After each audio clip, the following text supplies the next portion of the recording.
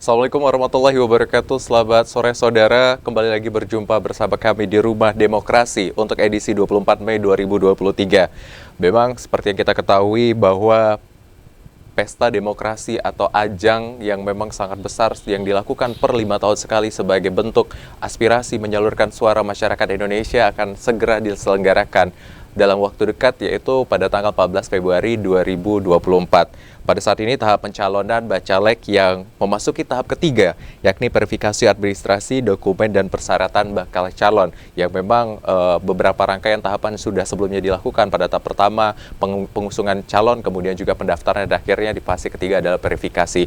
Dan untuk membahas tema kita pada hari ini, memang temanya terkait dengan pengawasan, verifikasi, dan partisipasi masyarakat pada pemilu tahun 2024.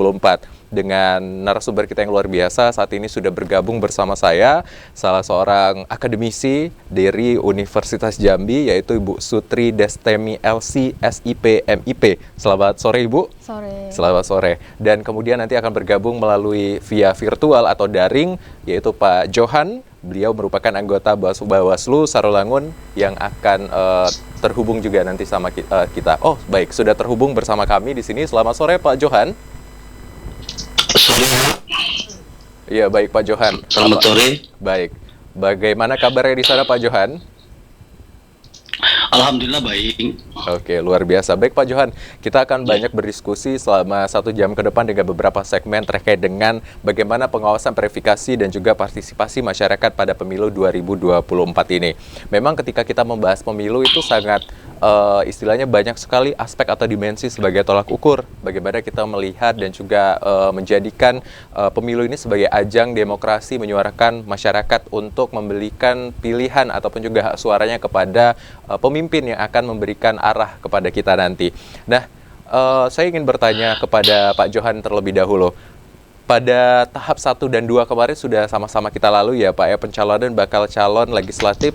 Ini bagaimana sebenarnya Bapak melihat antusiasme dan juga pendaftaran bacaleknya Pak sejauh ini dan sebelumnya?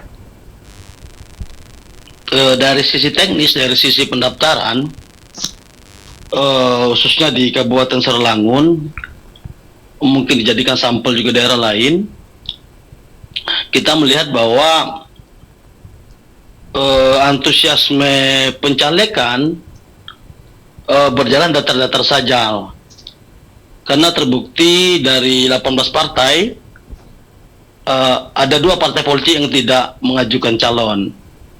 Artinya tidak, bahkan di beberapa partai lain, sepengamatan kita juga tidak penuh sesuai dengan kursi DPRD Kabupaten Sarolangun yang 30 kursi. Artinya tidak terlalu antusiasme itu, pencalon tidak terlalu yang gembira gitu. Oke, berarti dari sekitar 18 parpol yang tercatat yang masuk dalam jajaran parpol utama yang ada di Indonesia, sekitar 2 parpol tidak mendaftarkan diri seperti itu ya Pak ya? Baik, kira-kira seperti apa Pak kendala dari 2 parpol tersebut sehingga akhirnya memutuskan untuk tidak mencalonkan atau mengajukan calon legislatifnya seperti itu Pak? Ya, kita tidak tahu persis apa penyebabnya. Yang jelas batas akhir pendaftaran mereka registrasi itu tanggal 14 Mei. Sampai 14 Mei pukul 23.59 mereka tidak melakukan registrasi. Jadi ruang untuk mereka mendaftarkan diri ya praktis sudah tertutup. Yang hanya kesempatan kemarin ada Partai Gelora, mereka sudah registrasi sebelum pukul 23.59 tanggal 14 Mei itu, dan diberikan kesempatan untuk melengkapi 5 hari berikutnya, begitu. Baik. Sebenarnya menarik sekali ya Bu ya ketika kita membahas tentang bagaimana bakal calon legislatif ini diajukan dan juga proses panjang seperti itu. Nah, menurut Ibu sendiri ketika kemarin kita tahu sama-sama ada beberapa tahapan dalam pencalekan, dari tahap 1 mengajukan daftar nama, kedua akhirnya mendaftarkan, kemudian akhirnya di tahap ketiga verifikasi dan sebagainya. Sebenarnya apa yang akhirnya membuat antusiasme sebuah partai atau partai politik itu bisa naik dan turun untuk mengajukan calon legislatifnya seperti itu Bu? Oke, jadi kalau tadi dari Pak Johan mungkin bicara secara teknis ya, mungkin saya sebagai akademisi di sini mewakili, kita akan bicara mungkin dari konsep atau secara teoritisnya begitu ya. Apa yang membuat kemudian partai bisa antusias dalam mencalonkan kadernya? Ya, kalau udah bicara kita tentang politik atau tujuan dari pencalonan atau tujuan pemilu, sebenarnya kan pada intinya pemilu itu adalah perwujudan dari demokrasi gitu kan. Nggak ada kemudian negara yang dikatakan demokratis kalau nggak melaksanakan pemilu, tetapi catatan pentingnya adalah pemilu yang seperti apa gitu kan, tentu pemilu yang berintegritas gitu. Nah, tujuan pemilu berintegritas pada akhirnya apa?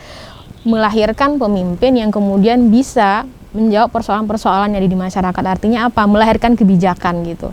Nah, idealnya tentu antusiasmenya adalah mampu mencalonkan atau dalam bahasa teoritisnya rekrutmen politik gitu ya, meletakkan seseorang pada posisi-posisi atau jabatan penting yang nanti akan mampu menjawab persoalan-persoalan yang ada di masyarakat. Dengan apa? Tentunya dengan kebijakan gitu. Nah, antusiasmenya semestinya di situ gitu kan. Nah, tadi menarik juga kalau menyambung dari apa yang dikatakan Pak Johan, ada 2 parpol yang tidak kemudian mencalonkan, artinya kan ini dalam tanda tanya ya, kenapa gitu ya. Sementara kan rumahnya pemimpin itu ada di parpol, sekolahnya pemimpin itu ada di parpol. Artinya kalau tidak ada yang dicalonkan, mungkin analoginya seperti sekolah atau universitas nggak mampu melahirkan wisudawan, gitu ya. Berarti sekolah ini tuh bisa kita bilang gagal dalam melahirkan lulusannya gitu. Nah, itu jadi pertanyaan besar atau bisa jadi PR bagi parpol ini ke depannya gitu ya. Walaupun ini aja satu contoh ya, tetapi ini jadi temuan menarik seharusnya ya, dalam bahkan bisa jadi ini menarik untuk diteliti gitu ya. Kenapa kok nggak ada? Artinya mesin parpolnya nggak bekerja dalam arti begini, melahirkan atau mendidik atau membina kadernya untuk bisa menjadi seseorang atau kader yang memang punya kompetensi untuk bisa bertarung di kontestasi politik nanti ya, di pemilihan umum gitu.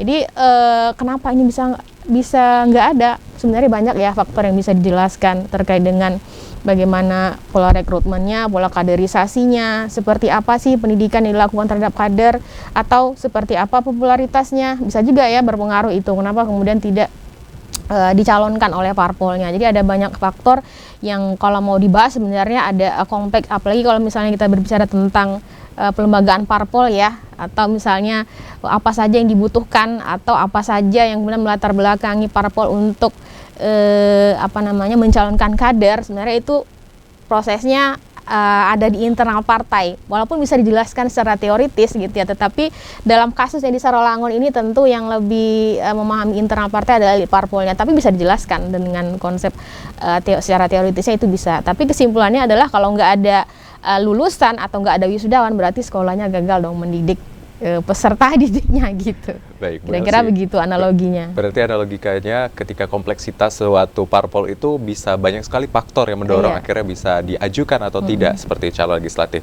Nah, memang kalau misal membahas tentang bakal calon legislatif tentu banyak kriteria-kriteria ataupun juga syarat yang harus diajukan, seperti itu akhirnya bisa partai politik ini mengajukan orang yang bersangkutan menjadi istilahnya implementasi atau representatif dari partai politik tersebut. Saya akan menuju ke Pak Johan.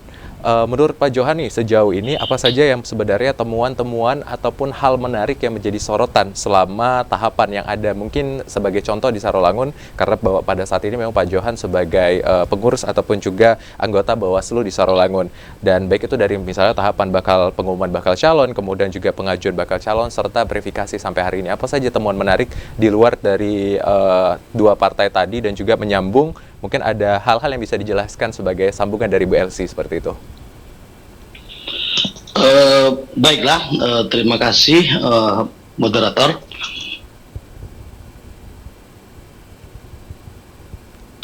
Pendaftaran hingga hari ini Permin, ada beberapa hal yang mungkin bisa kita sampaikan jadi hal yang menarik. Yang pertama mungkin di pendaftaran saja, semua parpol itu berebut mendaftar di penghujung waktu, di 3 hari terakhir masa pendaftaran. Itu dari tanggal 1 sampai tanggal 14 masa pendaftaran, mereka mendaftar di tanggal 11, 13, 14. Sebelumnya tidak ada yang mendaftar.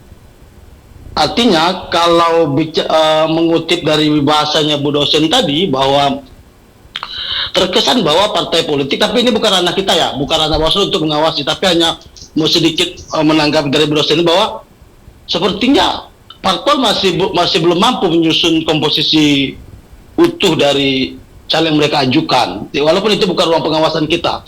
Ruang pengawasan kita itu berada di persyaratan mereka secara teknis, begitu. Oke, baik. Berarti ini terkait dengan bagaimana parpol itu sendiri menyusun sebuah komposisi, bagaimana dia mengatur sebuah strategi seperti itu ya Bu juga ya, tadi sudah disampaikan kriteria apa saja dan juga batasan apa saja sebenarnya yang bisa dijadikan patokan seseorang bisa dicalonkan atau tidak.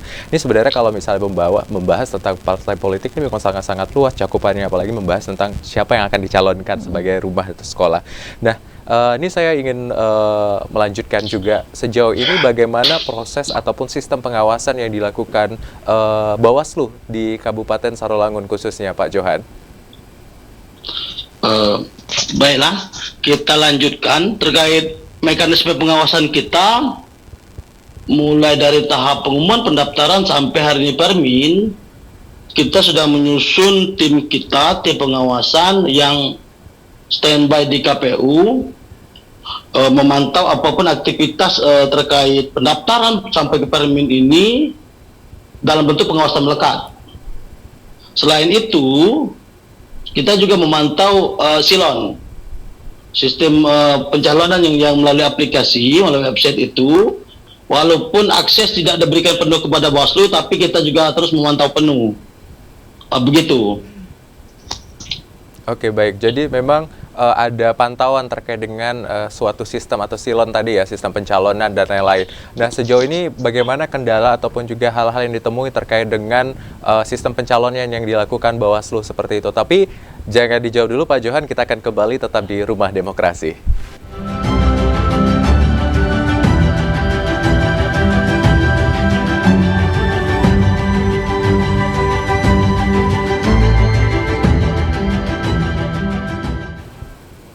Ya, saudara, masih di Rumah Demokrasi dengan topik atau tema kita pada hari ini adalah pengawasan, verifikasi, dan partisipasi masyarakat pada pemilu 2024. Tadi seperti yang memang sudah kita bahas juga dengan Pak Johan, begitu banyak sistem ataupun juga pengawasan yang dilakukan oleh Bawaslu khususnya di Kabupaten Sarolangun. Nah, menyambung tadi pertanyaan sebelum kita berpindah ke segmen ini, apa saja temuan terkait dengan kendala ataupun juga teknis? Misalnya tadi ada menggunakan silon dan lain-lain seperti itu, Pak.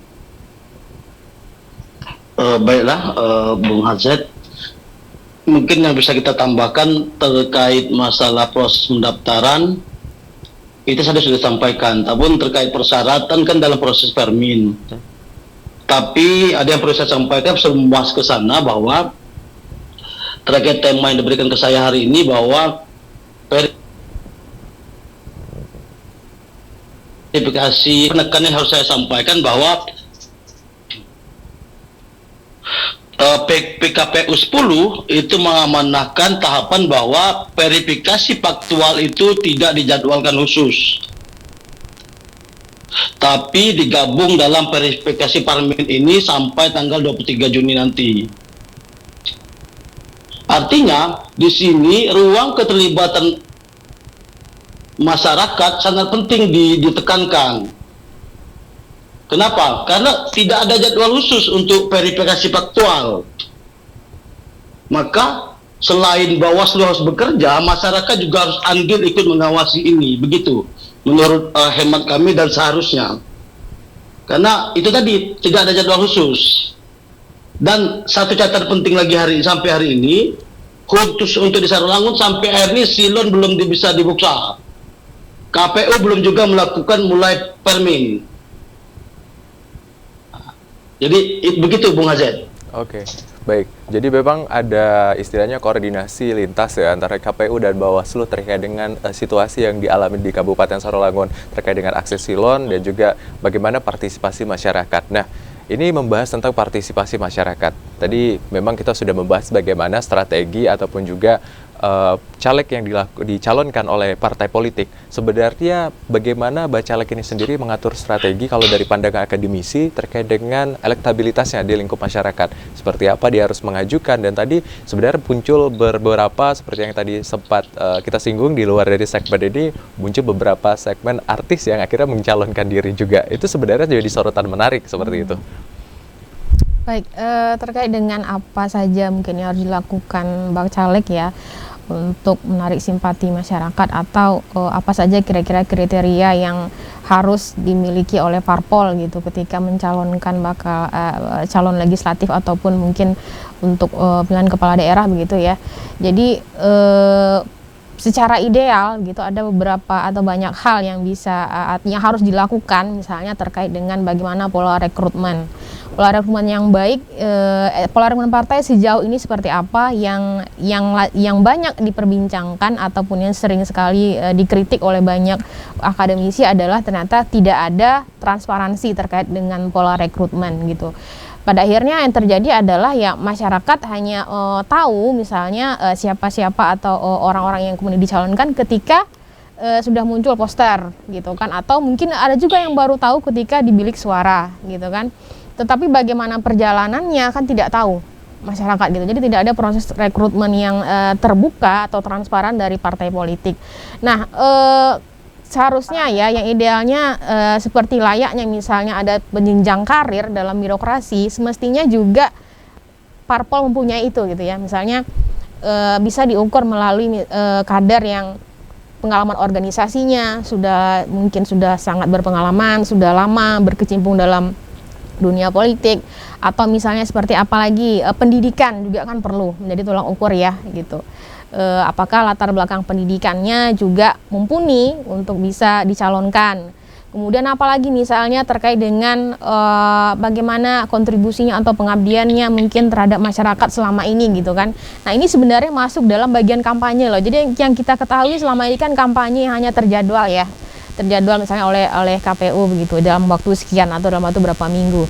Nah yang idealnya kampanye itu nggak hanya dilakukan ketika ada momentum saja atau menjelang perhelatan pemilu saja, tetapi kampanye yang ideal harusnya kampanye yang secara berkelanjutan gitu.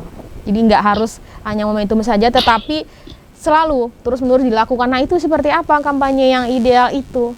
Nah itulah yang mesti idealnya begitu, yang harus dilakukan secara terus-menerus. Jadi nggak hanya kemudian orang menimbulkan ucapan bahwa ini kan nongolnya atau kampanyenya karena besok dekat atau menjelang pemilu aja. Habis itu ya udah hilang gitu kan. Sebelum itu juga nggak nongol. Nah, jadi yang ideal yang diharapkan masyarakat itu adalah kampanye yang berkelanjutan itu tadi, secara terus-menerus atau setiap waktu dilakukan. Nah, itu yang sulit untuk ditemukan gitu ya pada kader-kader yang kemudian atau bakal calon legislatif yang sedang mencalonkan.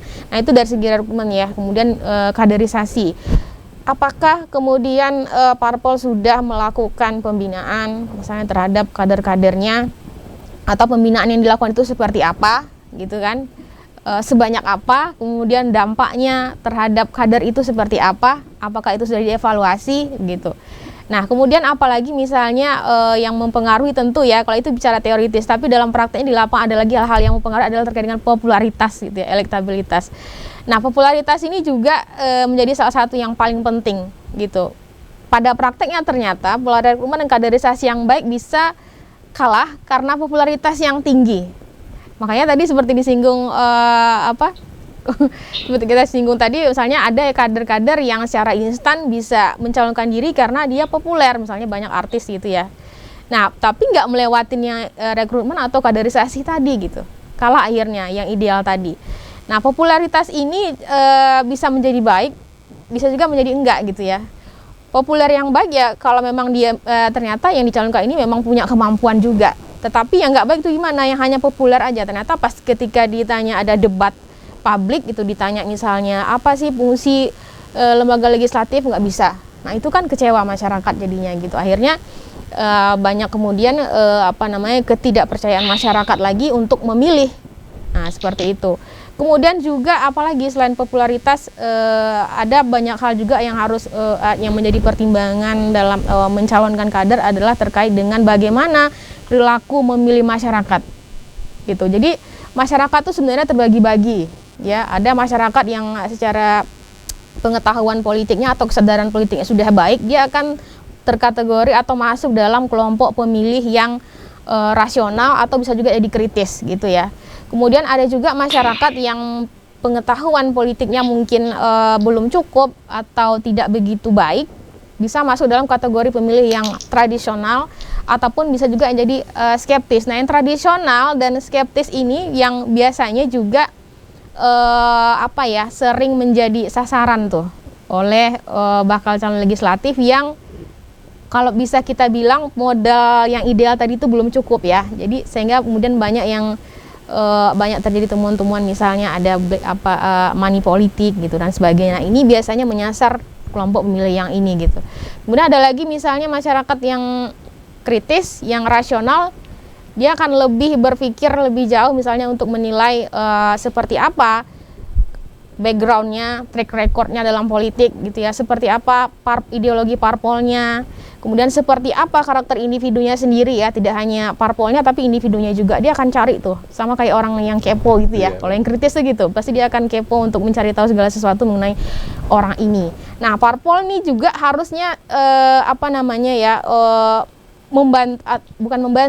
harus juga menciptakan lingkungan politik yang dewasa supaya masyarakat semuanya ini bisa menjadi masyarakat atau pemilih yang rasional dan masyarakat yang kritis. Jangan membiasakan diri masyarakat kemudian menjadi masyarakat tradisional atau yang apatis tadi gitu. Nah, itu pengaruhnya ya terhadap masyarakat itu besar. Jadi parpol juga harus melahirkan atau menyediakan orang-orang yang memang punya kompeten loh gitu. Kalau nggak kompeten, akhirnya seperti tadi, sasarannya adalah pada masyarakat-masyarakat yang tradisional, masyarakat yang apatis, sehingga terjadilah seperti namanya money politik dan pelanggaran-pelanggaran dalam pemilu yang sering ditemukan iya, gitu. Baik. Jadi memang kalau pesta demokrasi itu harus segera diiringi dengan memang pengawasan yang sangat kuat seperti itu, sehingga memang istilah prosedural yang harusnya berjalan tetap bisa dikoordinasikan dengan sesuai seperti itu. Nah, ini sebenarnya juga menarik ya kalau misalnya membahas tentang bagaimana keterlibatan masyarakat dan partisipasi tadi yang sudah disinggungkan, bagaimana masyarakat penerima akses dan lain-lain. Nah, saya akan masuk ke Pak Johan. Sebenarnya kalau misalnya koordinasi antara KPU dan Bawaslu, misalnya dalam keterkaitan pantarlih gitu ya, istilah pemutakhiran daftar pemilih terakhir seperti itu. Bagaimana sebenarnya Bawaslu memandang hal itu sendiri? Aktivitas ataupun antusiasme masyarakat sejauh ini seperti apa, Pak Johan? Baiklah, kalau kita sedikit beralih ke masalah pemutakhiran data pemilih yang hari ini sudah memasuki tahap DPSHP, maka cukup baik kalau di tataran pemilih, artinya ada semacam feedback, umpan balik dari masyarakat terkait proses pemutakhiran data pemilih ini. Karena memang ketika kita turun ke lapangan atau bahkan kita kan jajaran kita sudah terbentuk nih Pak, mulai dari kabupaten ada Bawaslu, Panwascam di kecamatan, ada PPKD di desa. Nah, kawan-kawan di desa itu, pengawas pemilu tingkat desa itu sudah banyak mereka laporan-laporan masyarakat bahwa tidak terdaftar, atau yang ini Pak sudah pindah Pak, yang ini Pak sudah masuk TNI, atau yang ini Pak sudah pensiun. Kita tampung dan kita sampaikan untuk dia akses dalam proses pemutakhiran data pemilih kemarin. Artinya pasti masyarakat untuk ikut terlibat dalam pemilu ini cukup baik, begitu. Baik, Pak Johan. Jadi memang kalau untuk keterlibatan dari data yang diperoleh seperti itu memang terlihat ada signifikan ya untuk keterlibatan dalam pesta demokrasi di 2024 nanti. Nah, ini juga terkait dengan akses terhadap masyarakat. Tadi sudah disampaikan juga oleh Bu Elsie, bagaimana akhirnya masyarakat bisa memperoleh begitu banyak akses, tidak hanya terkait dengan popularitas atau misalnya hanya sebagai indikasi tertentu akhirnya si bacalek ini dapat dipilih. Sebenarnya bagaimana Bawaslu sendiri menghadirkan istilahnya mungkin sebuah wahana atau sebuah tempat untuk masyarakat dapat menyampaikan tanggapan, saran ataupun juga masukan kepada Bawaslu, terkhusus mungkin di tahap ini. Seperti apa, Pak Johan? Sebenarnya kita di setiap tahapan kita juga memberikan akses seluas-luas ke masyarakat. Bahkan karena aksesibel inilah, maka Bawaslu RI dan jajaran kan termasuk lembaga yang informatif, terpilih sebagai informatif. Di setiap tahapan kita biasa memberikan ruang masyarakat untuk memberikan laporan, penyampaian informasi, baik secara lisan atau maupun melalui aplikasi pelaporan. Itu yang sudah kita update melalui IG, Facebook kita dan media sosial kita itu. Makanya cukup ada partisipasi masyarakat terkait kalau yang sudah terlihat itu di waktu pemutaran data pemilih. Tapi terkait masalah permen yang kita bahas hari ini, memang belum ada respon masyarakat karena memang ruang masyarakat untuk itu secara langsung tidak terciptakan karena yang proses faktual tadi tidak ada tahapan khusus. Kalau faktual itu baru bisa kita lakukan ketika kita mencurigai ada dokumen yang kurang keabsahannya diragukan, contoh ijazah, KTP dan selainnya itu, baru kita verifikasi faktual di lapangan. Nah, disitulah kita akan berinteraksi dengan masyarakat, ruang masyarakat untuk menyampaikan. Kecuali kalau masyarakat tahu bahwa calon si A dari partai A selama ini tidak sekolah kok bisa nyalek,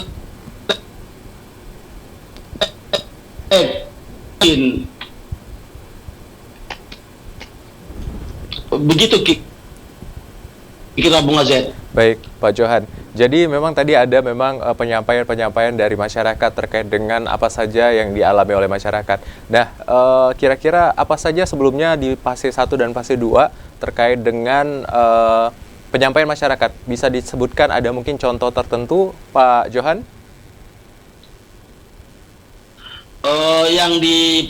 Yang sudah masuk ini, ada berapa sudah masuk ini, paling-paling ya terkait umpamanya ada si masyarakat melapor, ada caleg ini akan berupaya pindah partai, bahwa ini harus diawasi karena ketika dia tidak berhenti sampai kepada DCT, maka ini sebuah pelanggaran. Kemudian ada juga indikasi honorer yang daftar. Hal-hal seperti itu yang kita terima laporan dari masyarakat. Tapi tidak terlalu signifikan karena ruangnya itu tidak terakomodir secara di waktu tertentu. Baik. Ketika masyarakat tahu saja begitu. Baik, Pak Johan. Jadi memang sejauh ini sudah berjalan ya dengan keterbatasan ataupun juga area yang diberikan kepada masyarakat, tetapi dapat nih masyarakat menyampaikan aspirasi dan juga istilahnya tanggapan. Nah, ini sangat-sangat menarik sekali, Saudara, memang kalau sudah membahas tentang pengawasan, verifikasi, dan partisipasi masyarakat pada pemilu 2024. Usai jeda, kita akan kembali tetap di Rumah Demokrasi.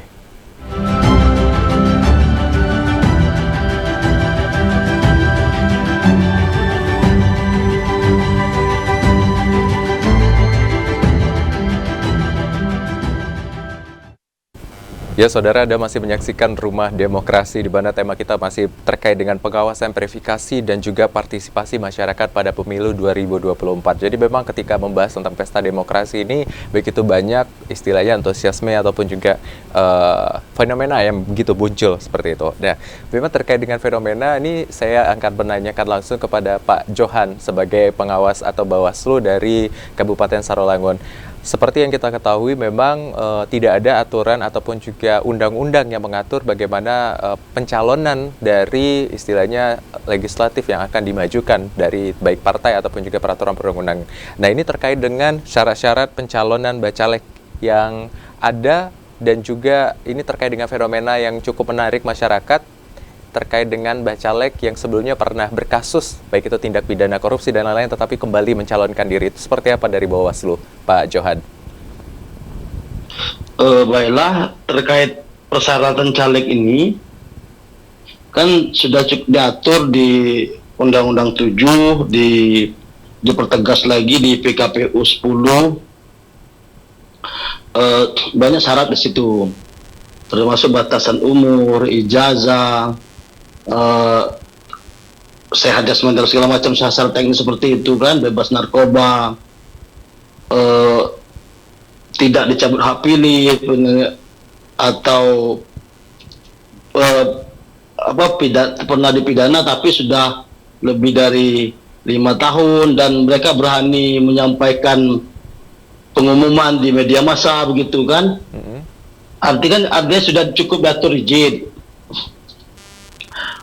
Tapi terkait persyaratan ini ada beberapa hal yang rawan, kayak saya menekankannya di rawan untuk dipalsukan. Contohnya mungkin ijazah, KTP dan segala macamnya kan. Ini yang perlu sama-sama kita cermati.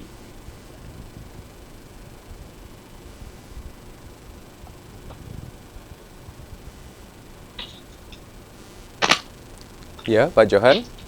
Halo? Ya, silakan Pak Johan. Karena kenapa? Ketika kita lengah, termasuk Bawaslu dan masyarakat, bisa saja nanti caleg terpilih ini terindikasi menggunakan dokumen palsu.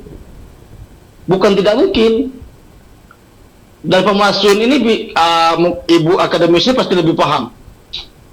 Pemalsuan ada dua, betul-betul palsu atau palsunya dalam bentuk proses yang butuh pembuktian lagi dalam persidangan. Jadi begitu. Artinya ketika masyarakat mentenggarai ada dokumen palsu, ya proaktif untuk ke Bawaslu setiap jenjang. Begitu untuk sementara. Baik, saya akan melanjutkan lagi tadi terkait dengan bagaimana bacalek yang sebelumnya pernah melakukan atau tindak pidana seperti itu. Sejauh ini di Kabupaten Sarawangun ataupun juga sepemahaman Pak Johan di Bawaslu sendiri ada tidak diketemukan fenomena dan bagaimana Bawaslu menanggapi respon tertentu?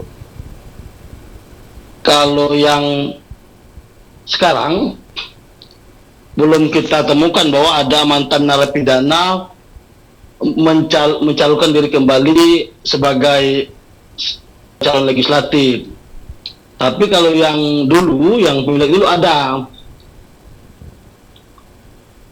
Oke. Begitu. Baik Pak, berarti memang tidak ada istilahnya batasan selama sesuai dengan peraturan yang tadi sudah disebutkan minimal maksimal maksudnya 5 tahun ya, 5 tahun penjara. 5 tahun dia. Ya, baru bisa mencalonkan kembali. Nah, kembali ke Bu Elsie, sebenarnya menarik ketika kita membahas tentang bagaimana seorang bacalek yang sebelumnya pernah tersangkut kasus tertentu, kemudian juga mungkin tadi yang sudah disampaikan Pak Johan, ada indikasi-indikasi mungkin calon legislatif di luar dari kasus tersebut yang memalsukan atau tindakan-tindakan yang istilahnya juga menutupi identitas sesungguhnya sehingga bisa dipilih oleh masyarakat. Itu seperti apa Bu Elsie melihatnya? Ya, mungkin saya mau nanggapin Pak Johan dikit ya, terkait dengan kepalsuan itu sepertinya beban beratnya ada di Bawaslu gitu ya. Mungkin Bapak lebih paham tuh ya, kepalsuan itu peluang-peluangnya ada di mana gitu ya. Tapi kita atau saya gitu ya sebagai akademisi melihat ada pencalonan kader ataupun bacalek yang misalnya pernah sebelumnya punya track record yang kurang baik gitu ya.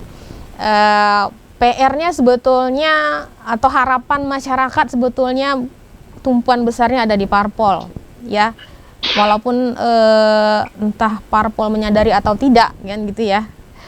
Harusnya seleksi awal itu kan sudah dilakukan oleh parpol gitu. Ketika dia mencalonkan bacalek itu adalah orang-orang yang benar-benar sudah dipilih gitu ya, sudah dipilih dari sekian banyak anggota. Beberapa orang ini adalah orang-orang yang memang punya kompetensi yang baik dibandingkan dengan yang lainnya, dengan tolak ukur yang harusnya tadi secara ideal disebutkan ya, pola rekrutmennya begini, kaderisasinya begini, apakah sudah dilewati ini gitu ya. Ataupun kalau misalnya mungkin elit parpol punya pertimbangan lain, ya harapan masyarakat yang dihadirkan itu atau yang diluluskan ya dari sekolah itu ya, parpol itu adalah memang orang-orang yang punya kualitas gitu ya. Nah, selama ini mungkin entah diketahui atau tidak, tapi banyak perkataan ataupun celotehan dari masyarakat bahwa yang kita pilih itu pilihlah gitu ya, pilih, tapi ternyata yang dipilih ini adalah memilih yang baik di antara yang paling buruk. Nah, itu kan kita kan agak miris sebetulnya gitu ya. Seharusnya kita memilih yang paling baik di antara yang terbaik. Nah, maka itu dari tadi saya katakan bahwa seleksi awalnya atau pertama kali adalah di parpolnya. Ketika pemilu, seleksinya dilakukan oleh masyarakatnya. Jadi yang dipilih tadi adalah benar-benar yang terbaik dari yang baik-baik gitu kan. Memang tidak ada kemudian aturan hukum yang melarang, misalnya dulu pernah mungkin tersangkut kasus korupsi atau mungkin dia pernah ditahan sebelumnya, kan nggak ada ya terkait dengan yang tegas melarang itu, kan tidak ada gitu kan. Kalaupun ada nanti dianggap sebagai pelanggaran terhadap HAM gitu.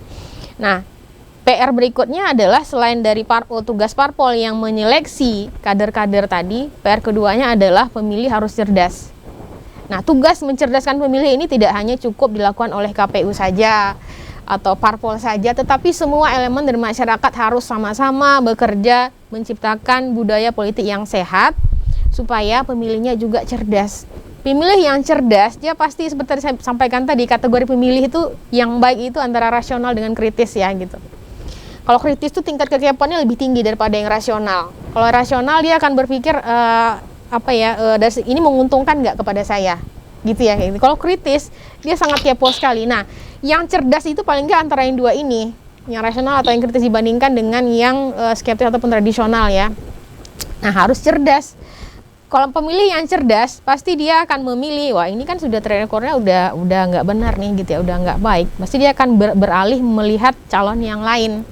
Seperti itu. Jadi PR-nya ada di semua elemen sebenarnya gitu ya. Walaupun seleksi awalnya seperti saya katakan tadi harusnya dari parpol. Tapi apa pertanyaannya bagaimana kemudian parpol kita saat ini, mungkin di topik lain lagi kita membahas itu. Baik. Ya. Tapi ini saya ingin mumpung masih membahas tentang bagaimana istilahnya parpol menjadi tumpuan utama. Seperti yang kita ketahui mungkin di 2022 sampai saat ini sedang bergulir di Mahkamah Konstitusi terkait dengan sistem proporsional terbuka dan tertutup. Nah, menurut Bu Elsie seperti apa untuk melihat hal tersebut?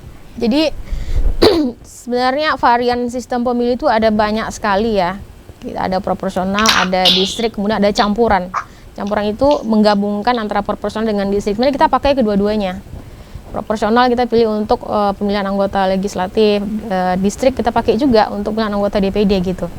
Nah, proporsional itu terbagi lagi ada yang sistem daftar, kita pakainya yang daftar ya, daftar terbuka dengan daftar yang tertutup. Masing-masing itu ada kelebihan, ada kekurangannya. Kalau yang terbuka itu kan terpampang semua, parpolnya, logonya, juga orangnya gitu ya, kelihatan semua di situ. Nah, kalau tertutup kan enggak. Kita hanya memilih partainya saja. Nah, lalu bagaimana dengan kadernya siapa nanti atau orang yang akan duduk di legislatif? Yang tahu itu hanya elit parpolnya. Jadi masyarakat nggak tahu. Misalkan kita mungkin kecenderungan pemilih hanya menyenangi salah satu partai, contohnya partai merah gitu ya, atau partai biru atau partai hijau. Dia pilih partainya saja, tapi dia nggak tahu siapa yang nanti akan terpilih di legislatif. Nah, itu kan kelemahannya, akhirnya nggak terjalin hubungan emosional antara kandidatnya dengan pemilihnya gitu.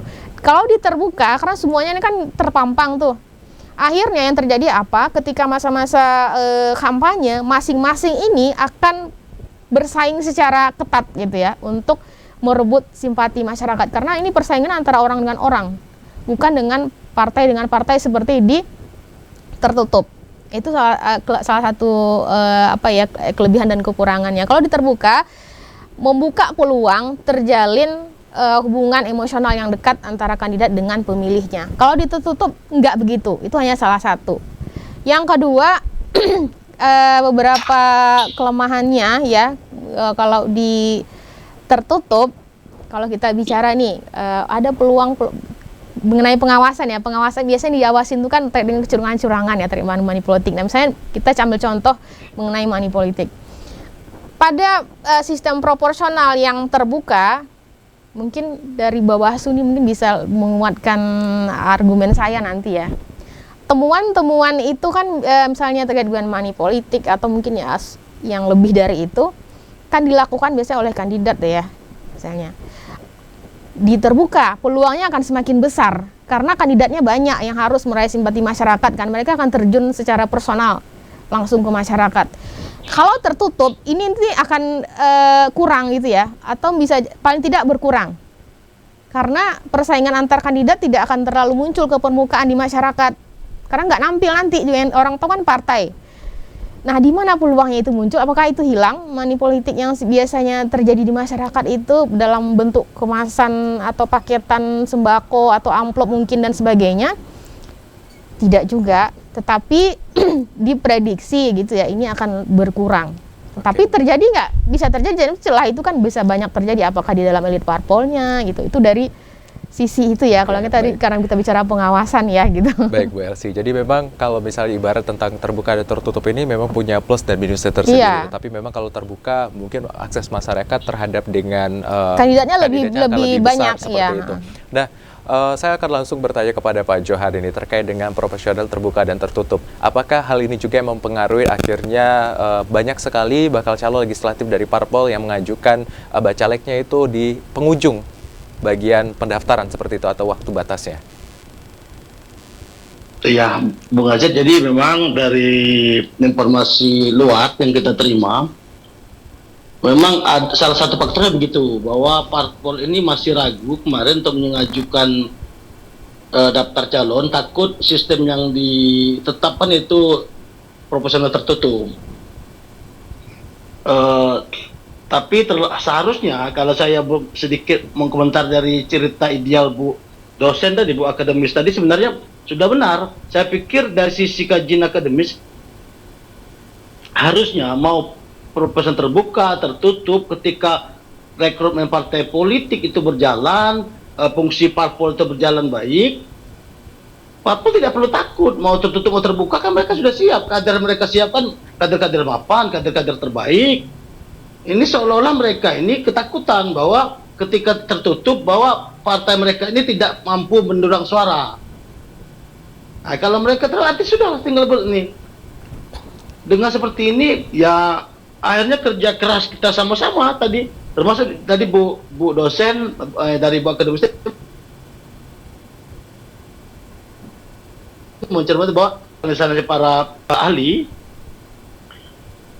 bahwa tertutup itu berkemungkinan mengurangi potensi money politik.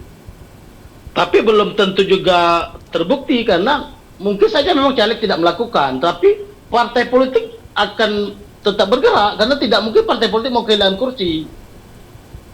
Nah, begitu. Jadi ya saya sepakat dengan bahasa Bu dosen di awal tadi, harusnya partai ini betul-betul menjadi semacam apa ya, dapurnya penghasil kader-kader terbaik pemimpin bangsa. Ketika itu berjalan maka apapun sistem nggak terlalu penting. Karena yang disajikan parpol itu orang terbaik yang punya mentalitas baik, integritas baik, kepemimpinan yang baik. Mereka tidak akan mengedepankan money politik dan bisa saja ketika itu terjadi, ya fungsi Bawaslu bisa jadi dibubarkan. Karena memang kalau parpol ini memang ideal sudah. Mereka menawarkan orang-orang terbaiknya, mereka tidak menawarkan uang, mereka betul-betul menawarkan program, kader mereka tidak ada yang ijazah palsu, yang berpendidikan jelas, rekrutmen organisasinya jelas, maka untuk apa lagi ada Bawaslu ada kalau itu terjadi? Harusnya parpol ini kan sebuah lembaga yang betul-betul dinaungi di Republik ini sebagai yang ditegaskan oleh Bu dosen sebagai wahana menghasilkan para pemimpin bangsa terbaik. Begitu kira-kira. Baik, jadi memang kita sebagai badan pengawas pemilu ataupun juga akademisi memberikan masukan seperti itu, bagaimana memang parpol sendiri yang memiliki wewenang tertentu terkait dengan bagaimana bacalek ataupun juga penjabat kaderisasi untuk diteruskan sebagai implementasi pemimpin di masyarakat. Nah, kemudian juga ini kepada Pak Johan, kalau misalnya kita melihat memang ada istilahnya kriteria baru terkait dengan bagaimana keterlibatan perempuan dan juga kaum milenial. Nah, untuk di Kabupaten Sarolangun sendiri, bagaimana Bawaslu melihat parpol yang sudah mengajukan data-data tersebut, Pak Johan? Oh ya, memang ini semenjak 99 bahwa keterlibatan perempuan ini diutamakan, bahkan diberikan kuota 30% perempuan dalam proses pencalonan. Kalau terpilih itu proses politik. Di PKPU terbaru ini keterlibatan perempuan tetap ditegaskan 30%, tapi sistem urutannya yang lebih ditegaskan, di mana partai politik itu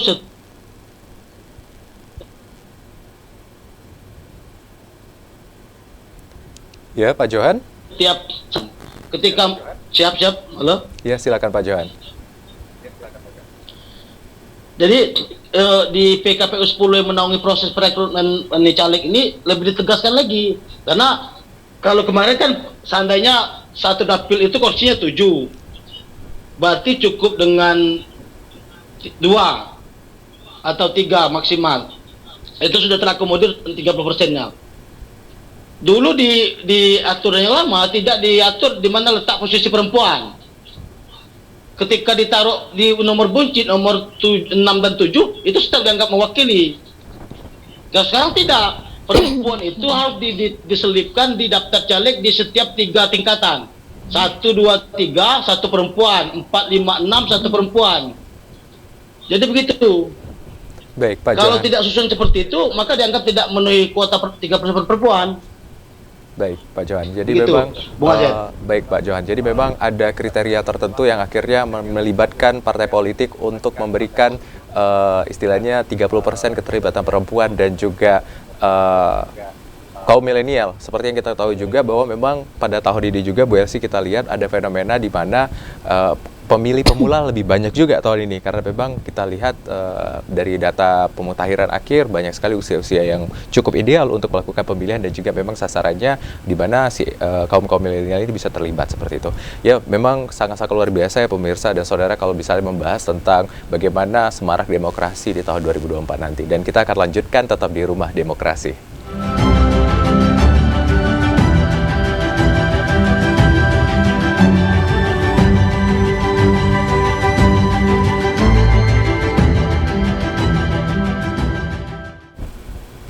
Ya saudara, Anda masih menyaksikan Rumah Demokrasi, di mana kita sekarang sudah menuju di segmen terakhir yang artinya ini sudah di penghujung acara. Dan saya ingin mendengarkan closing statement ataupun juga pernyataan terakhir masing-masing 1 menit dari Bu Elsie dan juga nanti Pak Johan dilanjutkan. Boleh silakan Bu Elsie untuk pembicaraan kita hari ini, closing statement ya.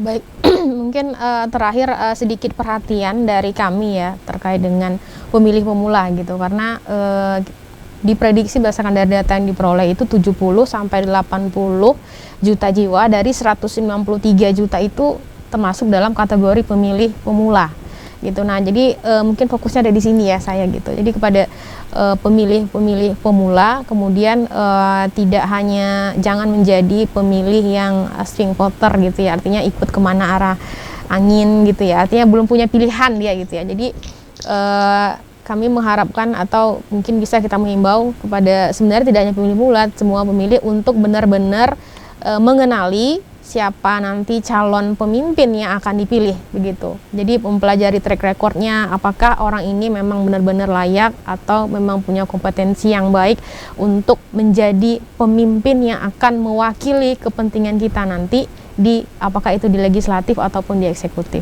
Baik, luar biasa. Jadi memang ada pesan yang disampaikan oleh Bu Elsie. Baik, Pak Johan silakan 1 menit Pak Johan untuk memberikan closing statement. Baiklah, terima kasih Bung Azed. Kalau kita menekankan bahwa hari ini demokrasi kita ini sedang tidak baik-baik saja, karena terbukti setiap tahapan pemilu masih banyak pelanggaran, maka Bawaslu hadir. Maka dari itu tidak cukup hanya Bawaslu, dibutuhkan masyarakat untuk mengawasi proses ini.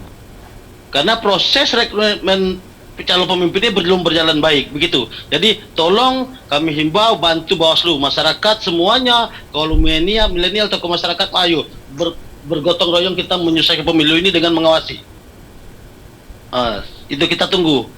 Begitu, Bung Azed. Baik, Pak Johan, luar biasa sekali memang. Jadi pesta demokrasi yang sebentar lagi sudah di depan mata di tahun 2024 tidak terasa, di mana memang diwajibkan istilahnya kita juga menjadi golput atau golongan putih, tapi tetap memberikan suara karena memang masa depan bangsa kita diatur dan diberikan demokrasinya kepada kita untuk menentukan siapa pemimpin kita ke tahap berikutnya, seperti itu. Terima kasih sekali lagi saya ucapkan kepada Bu Elsie selaku akademisi dari Universitas Jambi yang sudah menyempatkan waktu luar biasa untuk berdiskusi bersama kita hari ini, dan juga Pak Johan dari anggota Bawaslu di Kabupaten Sarawangun. Dan terima kasih saudara, Anda telah menyaksikan Rumah Demokrasi, begitu luar biasa pesta demokrasi kita, dan saksikan terus Rumah Demokrasi di berikutnya. Saya mewakili kerabat dan kru yang bertugas mengucapkan terima kasih dan pamit undur diri. Wassalamualaikum warahmatullahi wabarakatuh. Sampai jumpa. Waalaikumsalam.